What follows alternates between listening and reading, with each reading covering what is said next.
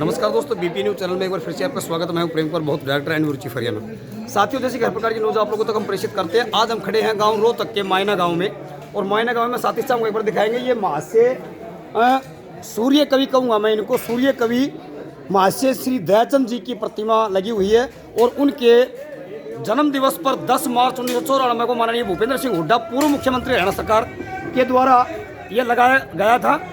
आज उनके आखिरी शिष्य मिस्टर राजा राम चंद्रवास जी हमारे साथ में प्रेजेंट है।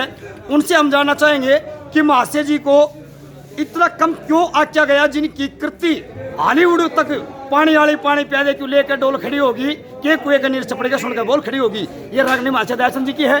नेताजी सुभाष चंद्र बोस का जो किस्सा लिखा वो महाशय कवि दयाचंद जी ने लिखा, जिनकी स्वतंत्रता संग्राम सेनानी के फ्रीडम फाइटर भी रहे, और जिनको दिल्ली कैंट में रागनों के लिए बुलाया जाता था। आज हम मिलेंगे भाई राजा राम जी से, और आज श्री दयाचंद जी के परपोते की शादी के उसमें उनका एक सांस्कृतिक कार्यक्रम किया गया था रागनी का। हम राजा राम जी से भाई से जानना चाहेंगे। उनके साथ में महेंद्र नाथ जी भी है हमारे साथ में प्रेजेंट। हम जानना चाहेंगे कि महाशय दयाचंद जी को वो तवज्जो क्यों नहीं मिल पाई जो उनको मिलनी चाहिए थी। एक्चुअली में मैं सभी दर्शकों को बताना चाहूँगा, बाबा साहब डॉक्टर बी आर अम्बेडकर 6 दिसंबर 1956 को महापरिनिर्वाण को प्राप्त हुए, और उनको भारत रत्न मिला जाकर के 1990 में अटल बिहारी वाजपेयी जी के द्वारा।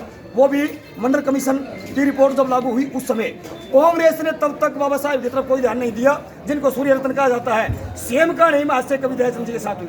नमस्कार। हाँ जी, नमस्कार। जय भीम, जय हो महाशय जी। जय भीम जी।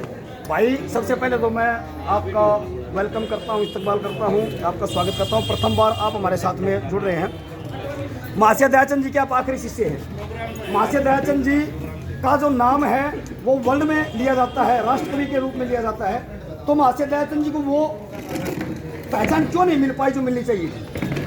तो उसमें ऐसा है, वो उनके बारे में हम ये कह नहीं सकते। चलो, हम सब सोचते हैं, समाज भी सोचता है कि उनको पहचान नहीं मिली। वो अपने आप में ही एक सूर्य थे जी। जैसे ओबामा ने कहा था कि बाबा साहब अगर हमारे यहाँ पैदा होते तो हम उनके सूर्य की उपाधि देते जी।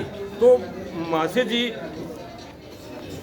का धन्यवादी समाज को होना चाहिए कि इस वर्ग में, इस शोषित समाज में वो पैदा हुए, इनके समाज के कल्याण के लिए जी।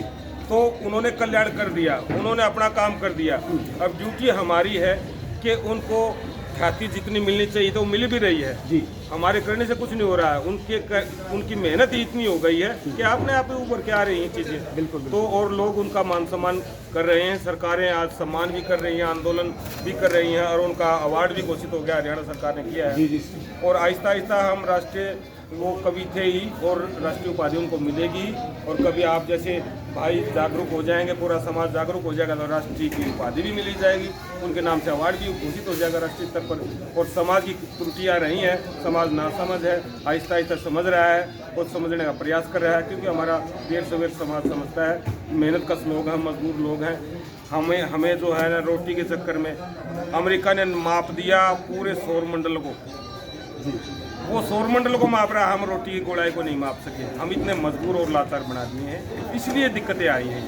जब हम रोटी से ऊपर उठ जाएंगे तो समझने लग जाएंगे अपने महापुरुषों की विचारधारा को, और उनका तो धन्यवादी हैं कि हम उनके बताए हुए रास्ते पर चल रहे हैं, उनके बताए हुए काम को पूरा करने की कोशिश कर रहे हैं। तो देखिए, ये राजा राम जी ने बताया महाशय जी के बारे में कि हमारी जो कौम है ये SC वर्ग में आती है, वाल्मीकि जाति से संबंध रखते थे।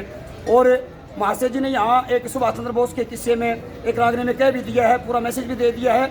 एक लक्ष्मी चंद्र सांग करानो टकी लकड़ हारा बाजे भगत सो साने वाला उडी लो चमन न ठारिया हीर पीर की गाया गणपत सिंह निजाने वाला वो हीर पीर की गाया सुन सुन के ये बात नाड़ी भारत डूबा जा रहा करो भया चंद प्रचार का दुनिया थोड़ी होगी, सुन सुन तने भारत मांगी नाटक नहीं होगी।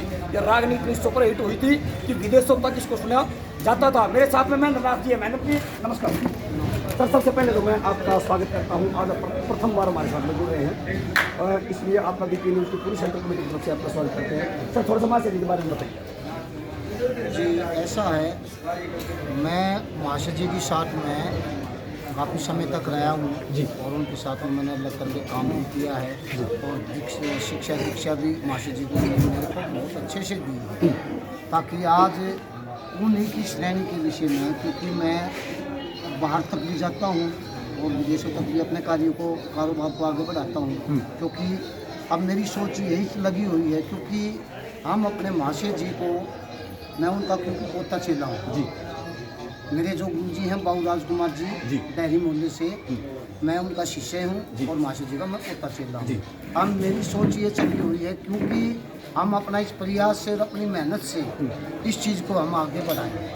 तो देखिए ये महेंद्र जी ने बताया कि गुरुजियों के जो प्रचार है उसको हम बड़ी ही दूरदृष्टि से देख रहे हैं और पूरे राष्ट्र लेवल पर उसको लेके जाएंगे। मेरे साथ में हमारे एक बुजुर्ग और है, और हमारे बुजुर्ग भाई सुनील अंजाना के साथ भी रूबरू हुए थे, आप सभी दर्शकों ने देखा होगा।